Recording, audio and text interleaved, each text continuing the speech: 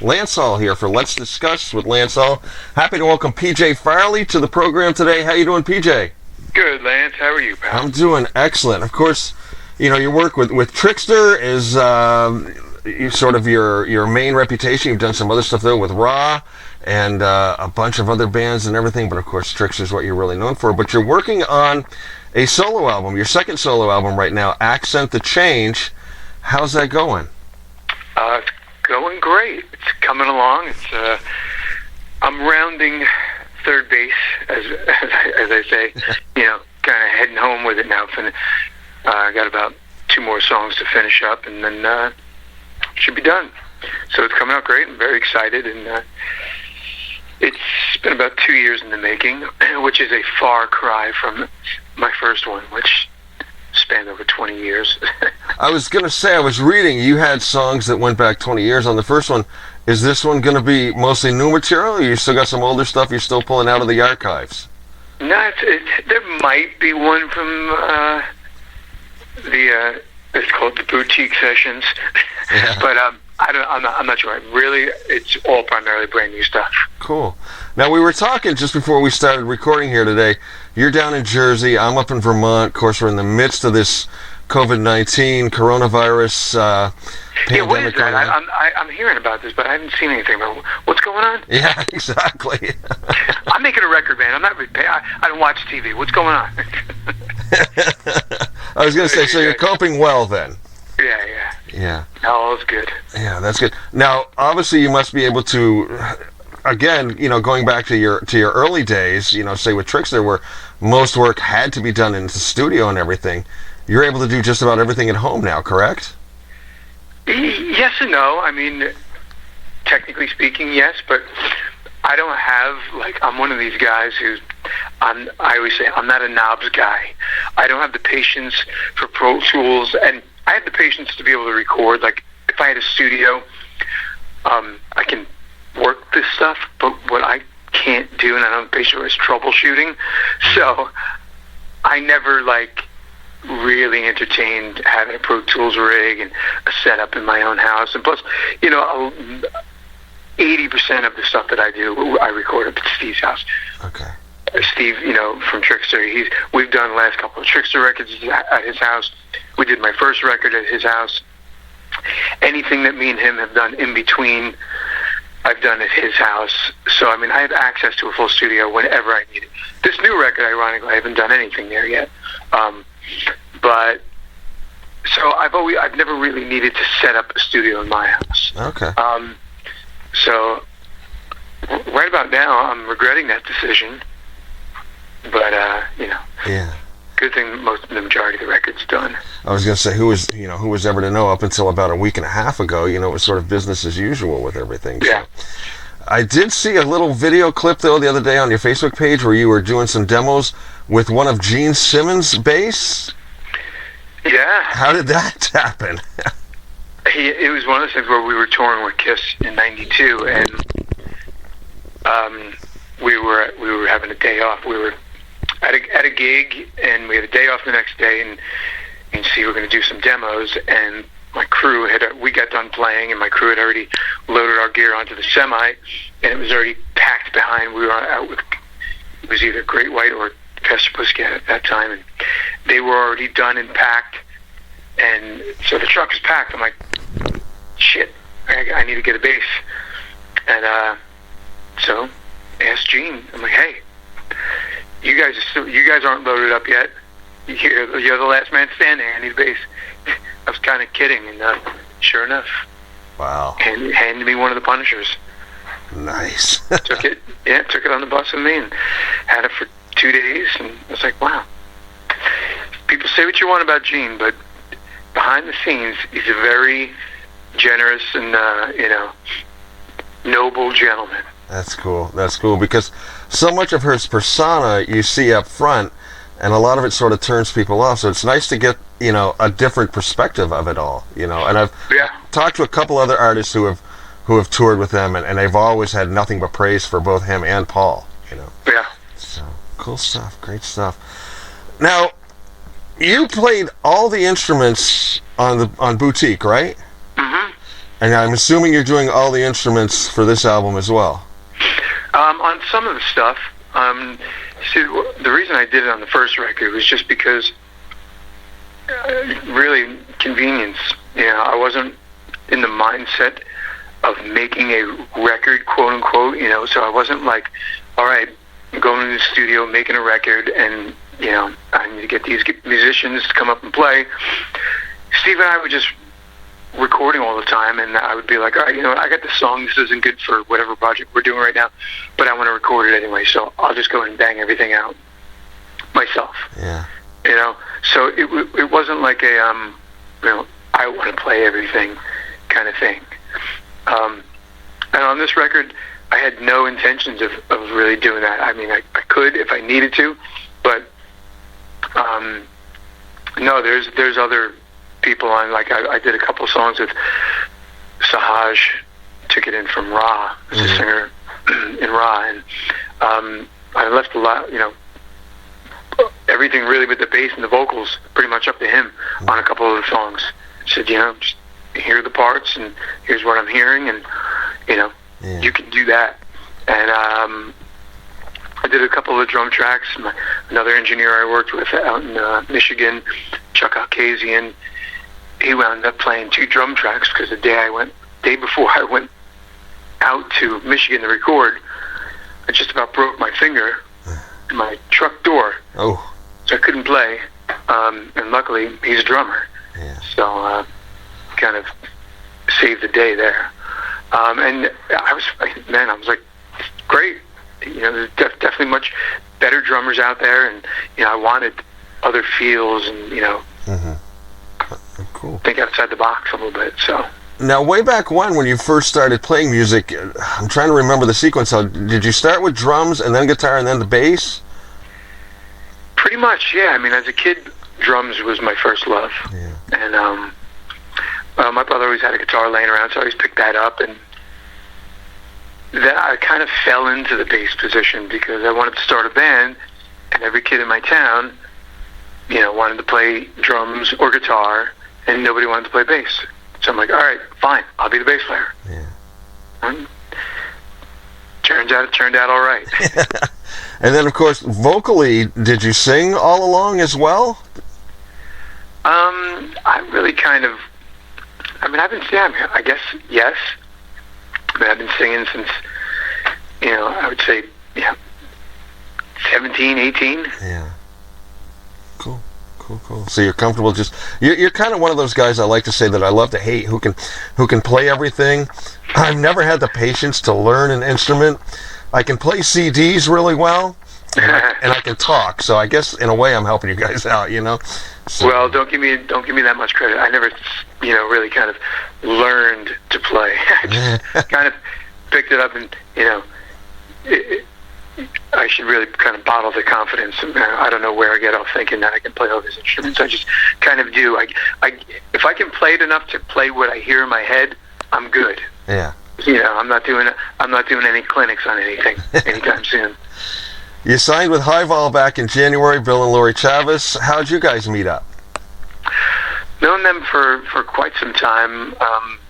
Throughout the years, you know, in passing, you know, and aware of each other. And anytime we'd see each other at shows, we'd chat and everything. And, you know, I was aware of Bill's label for many years. And it just came, you know, it seemed like he'd been ramping up over the last 6 months or so, and really kind of getting the gears going over there, and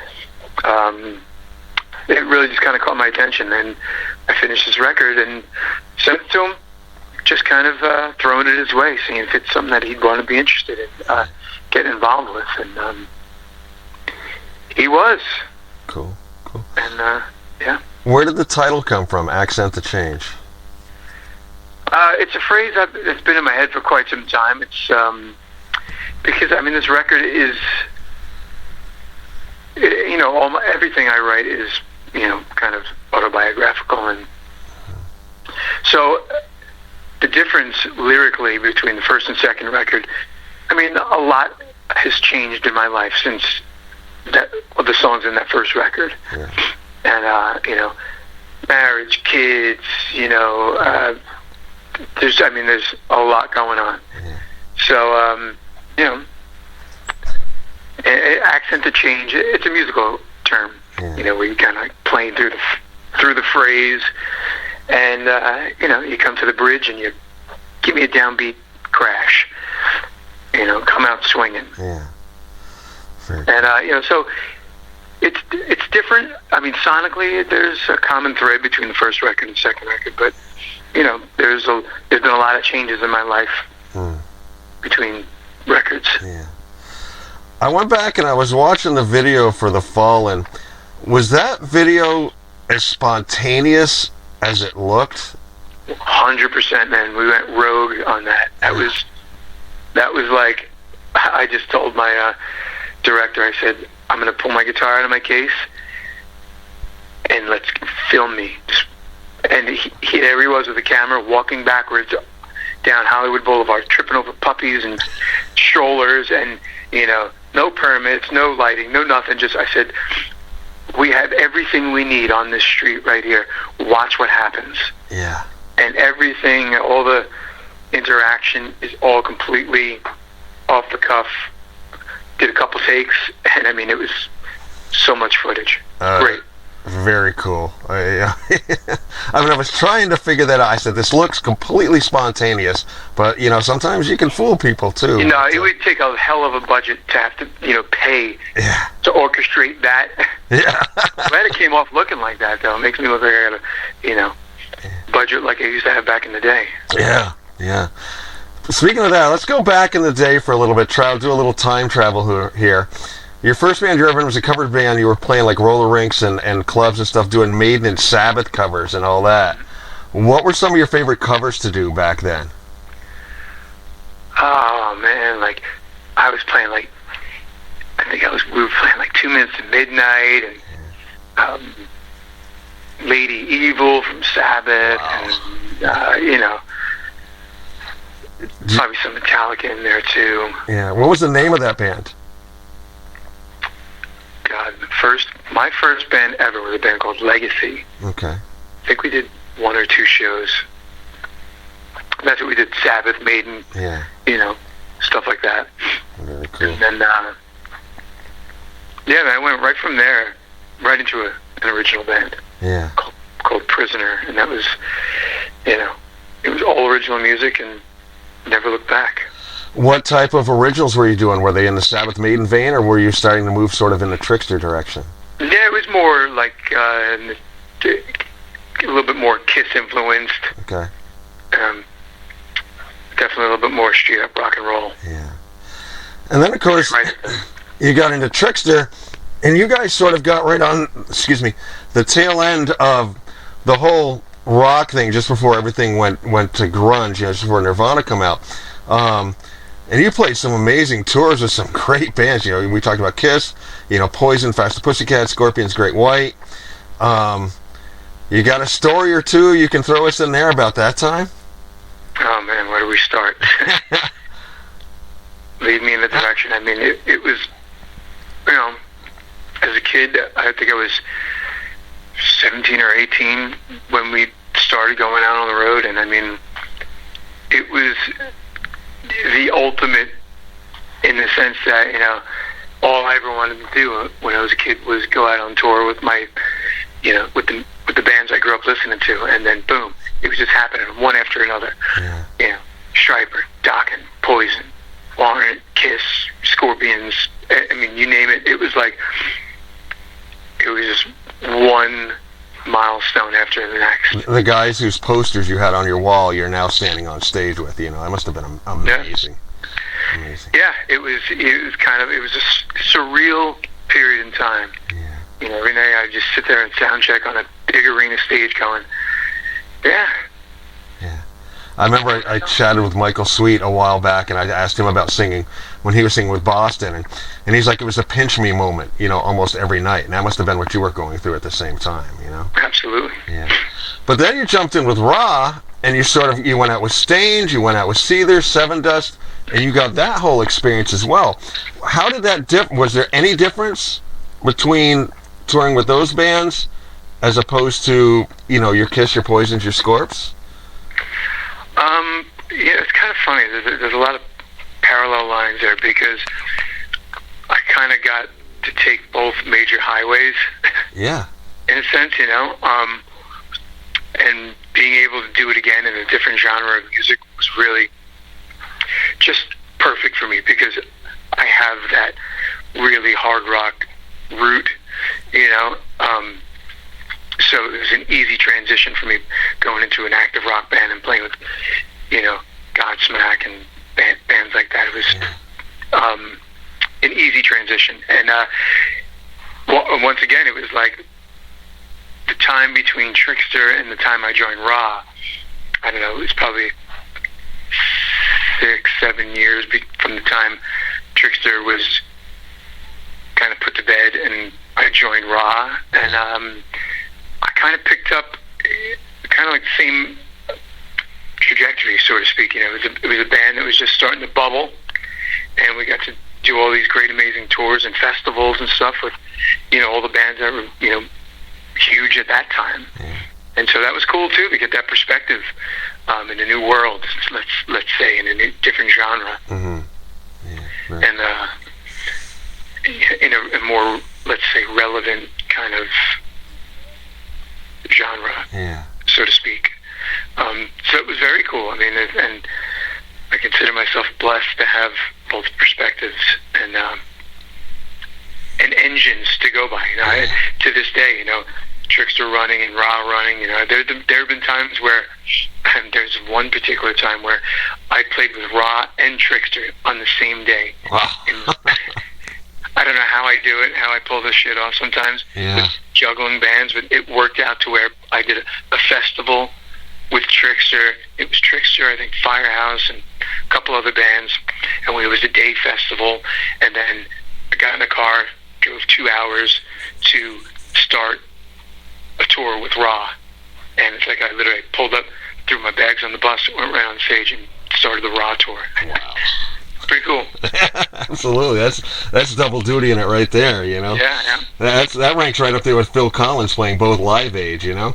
Oh, I've done stuff, man. I've played in 3 states in one day. I've done actually I played in North and South America in the same day. Wow. And I played with Trickster and Faster Pussycat again in Lima, Peru. We went on at like 1:15 in the morning. And then right after the show, I flew home, landed at JFK, and I had a solo acoustic gig in New Jersey starting at 11 p.m. Wow. That is some serious woodshedding right there. Yeah. The other guy I got to ask you that you went out with, you were part of his backing band, that must have been a hoot, was Jim Breuer. Oh my God. Hilarious. He's been one of my favorite comedians for years, and ever since I heard him, I mean, I loved him on Saturday Night Live. I don't think they utilized him as much as they should have, but really, when he was on Stern, that's when he shines. Yeah. Just hysterical, and I've loved him ever since. And so when I got that gig, I was just like, oh, this is the best. Like, we didn't even play that much. It was like sitting around waiting and just getting to hear his show every night. It was great. Yeah, I mean, you must have been sitting there with tears in your eyes half the time, and then you've got to try and play an instrument, Literally, that's the case. I mean, we were behind. When it came time for us to play, we would get up on stage, and we'd be behind a curtain, and we would just wait for him to cue. So we kind of had to sit and listen, and we'd be cracking up, and the curtain would open, and we'd be laughing still. Sorry. Very cool. So going forward now, is Accent the change? You were going to release it, at some point this spring. Is the release schedule still on date, or with all that's going on, are things getting held up, or what's happening? What's happening now? I'm not sure. I'm going to say odds are that we're probably looking at June. I'd like to keep it within June. Yeah. But I mean, again, I'm close. So if we can get this thing up and running, within the next, 6 weeks or something like that, we'll see. I mean, it's going to be a fast turnaround, but I'd like to get it out at least by June. Right. And then, obviously, again, depending on the situation that the world is in right now, as far as like videos or anything like that, it's all subject to what's happening, correct? Right. Yeah. Everyone's got to stay home so that we can go out soon. Exactly. It's ironic, and it's difficult, but stay home now, go out soon. Right.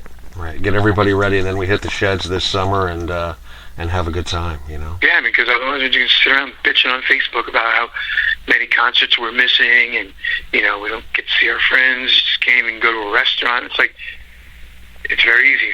Stay home for a good 2 weeks. Just don't go out. Right. The small sacrifices now will make all the difference going forward. Right. So, very cool. Chatting with PJ Farley here for Let's Discuss with Lance Hall. PJ, I always like to wind my interviews up with some fun questions. I'm hoping these are questions you've never even been asked before. Sound good? Sounds good, and I'm intrigued. Favorite toppings for your pizza? Sausage and pepperoni. Okay. Other than your own music, what's the last album or piece of music that you listened to? Like the very last thing that I just listened to? Yeah. Jellyfish. Very cool. Is there something you've always wanted to know how to do, but never learned that you'd say, oh man, I wish I could learn how to do this? Play piano. Play piano. All right. If you could blink and appear anywhere in the world, where would you be?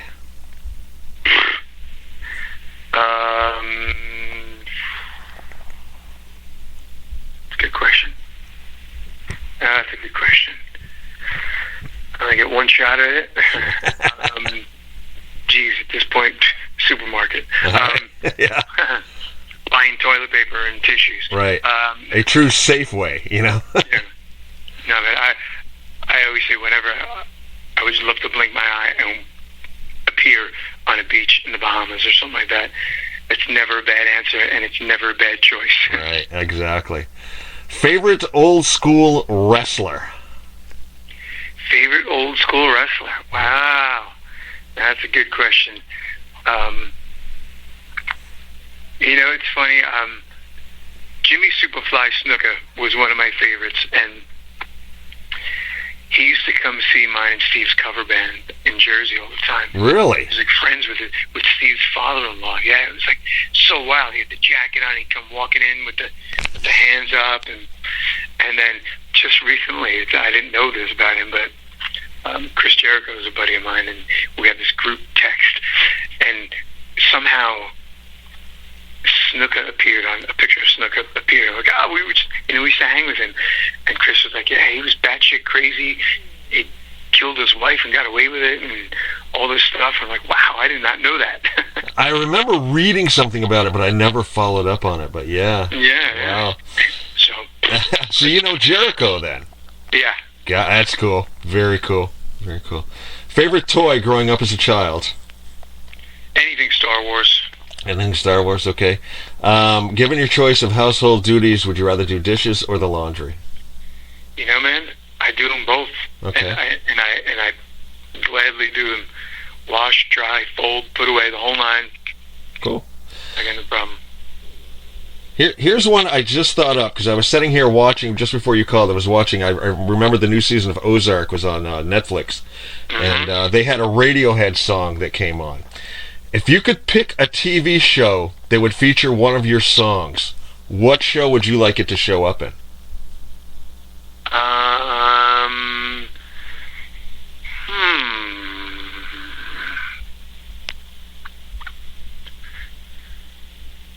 It's a good one, isn't it? That is a good one. Well, look at you, because I'm in the process of watching Ozark. Right now I'm on like the 4th episode, so now you got me thinking about Ozark, and I'm like, that was Radiohead, right? Yeah, back in episode 1. Yeah, episode 1. Let me think. Jeez, that's a good question. And I don't want to leave too much dead air, but I mean, one of my songs on what show? I mean, I guess I wouldn't mind it if, say, You'd Stick Out was a new theme song for Friends. I guess. Or something.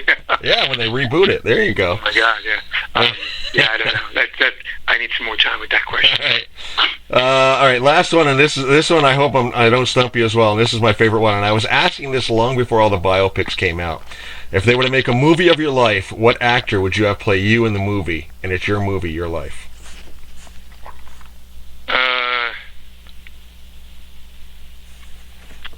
Who would play me? Rick Moranis. Rick Moranis, great answer. Very cool answer. Last one, just to get back to a music thing. If a young person came up to you today and said, "Mr. Farley, when I really want to be in a rock and roll band someday," what makes a great bandmate? To get along with everybody in a band. What would you give them to say, okay, you've got this picked out. Here's what you've got to do to be a good bandmate in a band. Know when to put up and know when to shut up. Good answer. Very good and answer. Be prepared. Be prepared and, able. And just, someone to count on. You got to be there. Absolutely. You better step up. All right, PJ Farley here for Let's Discuss the Lance Hall. PJ, I thank you very, very much for taking the time to call me today. Good luck going forward. And looking forward to hearing Accent to Change once it comes out. Great, man. Thanks for listening. Thanks for talking. Take care, brother.